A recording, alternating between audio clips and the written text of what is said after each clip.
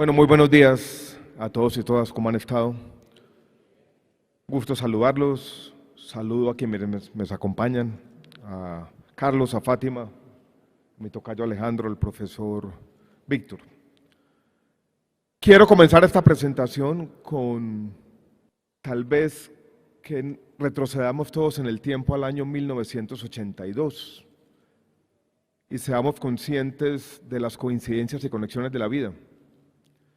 Gabriel García Márquez acababa de ser galardonado con el Premio Nobel de Literatura y casi 40 años en este día, por estos días, dio su discurso donde habló de la soledad de América Latina y reiteró algo que ha sido mencionado en estas intervenciones, la necesidad imperiosa que tenemos como colectivos de buscar, él lo llamaba en esa forma grandilocuente, una segunda oportunidad sobre la tierra. En el año 1982 Colombia, quizás entonces como ahora, estaba obsesionada con la paz. Eran otros nombres, no se hablaba de paz total, pero había una voluntad política del gobierno de entonces por desarmar los colombianos y transitar un proceso de paz que no terminó bien. Pero esa utopía necesaria de la que se hablaba entonces sigue estando ahora. Esos años de 1982 hasta la Constitución del año de 1991, esa década trágica fue una de las peores de la historia reciente de Colombia. Colombia se convirtió, por muchas razones, una de ellas el narcotráfico, en el país más violento del mundo. Mi ciudad, Medellín, que era una ciudad de costureras, cívica, perdió incluso a finales de los años 90 la capacidad de contar sus muertos. 200, 300 homicidios cada fin de semana. Pero no todo ha sido malo. La Constitución del año 91 fue en el fondo una respuesta democrática. La sociedad colombiana respondió con más democracia a los desafíos del presente. Vino después la Ley General de Educación en el año 1994. Los colombianos tendemos o hemos tendido históricamente a sobreestimar la capacidad del derecho, de las leyes para transformar la sociedad. Pero en esa ley había expresa, explícita, clara, una voluntad colectiva de trabajar por la educación, una visión que ha seguido animando el movimiento pedagógico, los maestros y maestras, que representó un consenso del momento y que sigue siendo importante y que sigue marcando una agenda hacia el futuro. Vinieron después diferentes políticas públicas, pero tuvimos también el proceso de paz, que nos mostró un camino. Y yo encuentro una continuidad política, si se quiere, entre esos esfuerzos de paz del presidente Santos y la elección de Gustavo Petro como presidente de Colombia y los ímpetus nuevos de cambio y de transformación. Ahí me gusta repetir una frase que le aprendí a uno de mis héroes intelectuales, quien estuvo por aquí en Colombia a finales de los años 40, Albert Hirschman, medio perdido en una misión de lo que era entonces el Banco Internacional de Reconstrucción y Fomento, que hablando de un esfuerzo similar también, todo parece estar conectado, los esfuerzos de reforma agraria de Carlos Lleras Restrepo, que eran incompletos y parciales, pero importantes, dijo: los colombianos sufren de fracasomanía.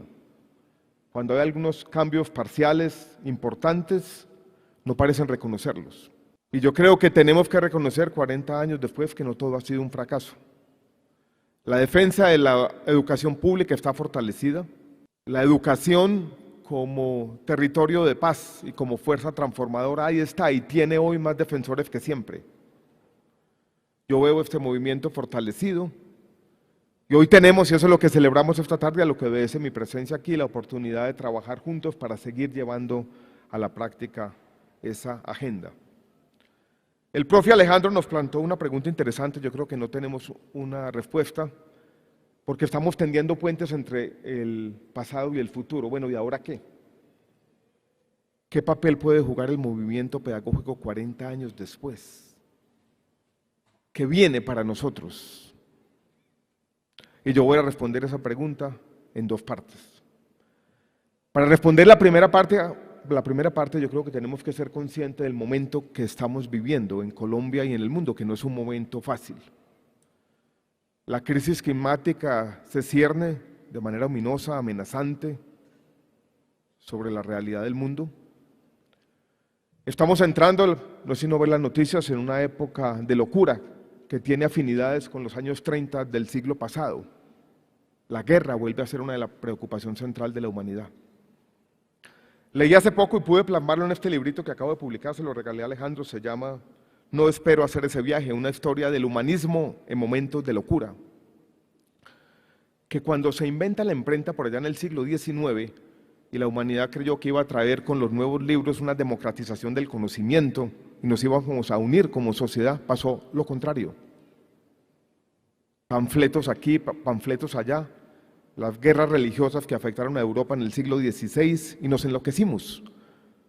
Y la humanidad entró en una de esas etapas de locura, dedicados unos a otros a entrematarnos.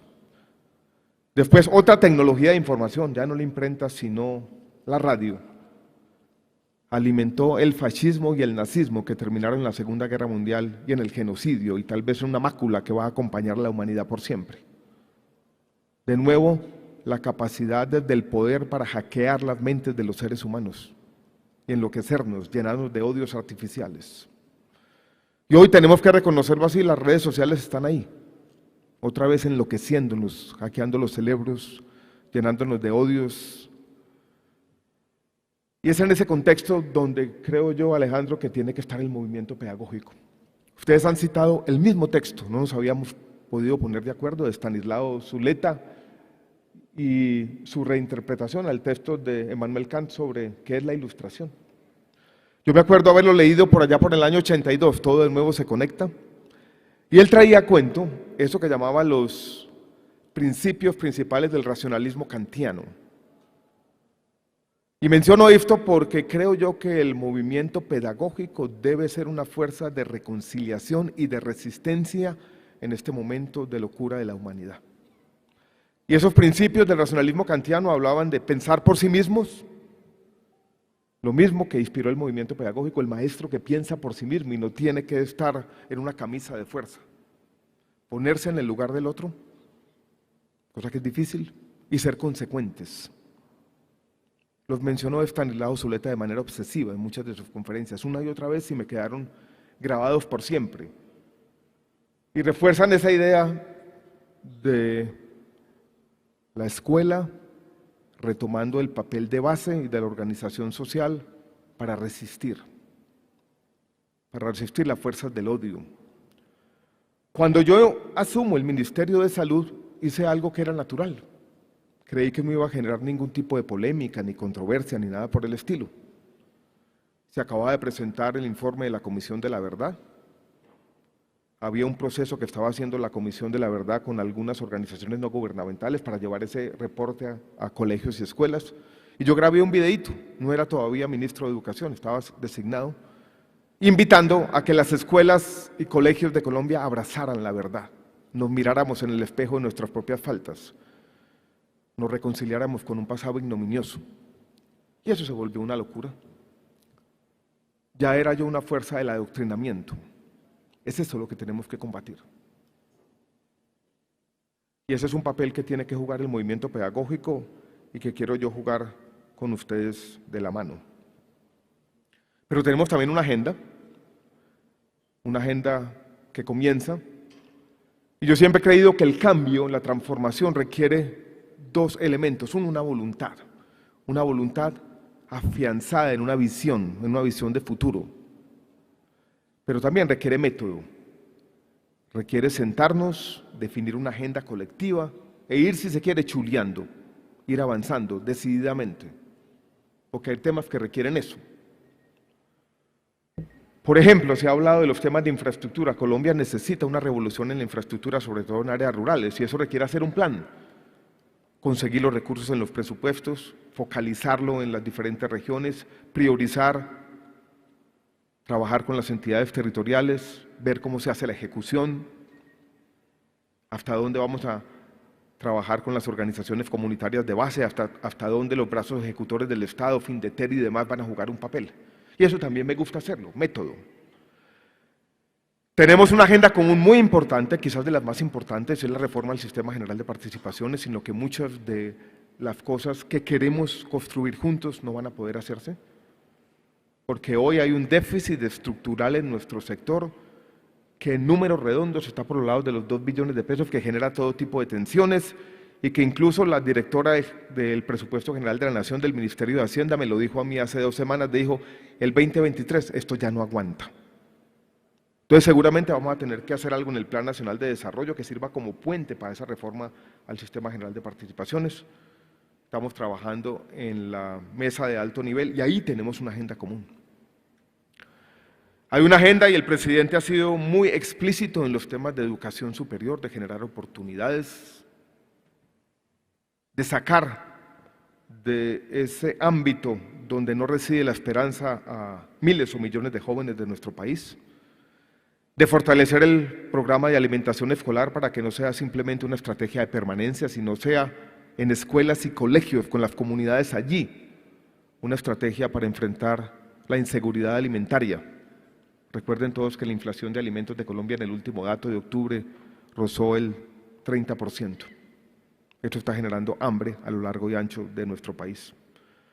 Ya lo mencionó el doctor Carlos, trabajar por la justicia y por quitar ese desasosiego permanente a los maestros provisionales, por ejemplo, que ha sido algo que yo he enfrentado en estos 100 días como ministro.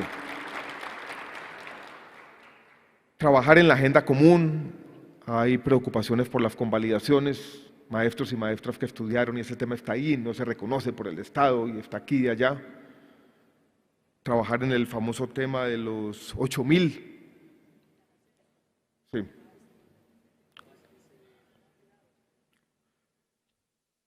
E ir construyendo una agenda paso a paso.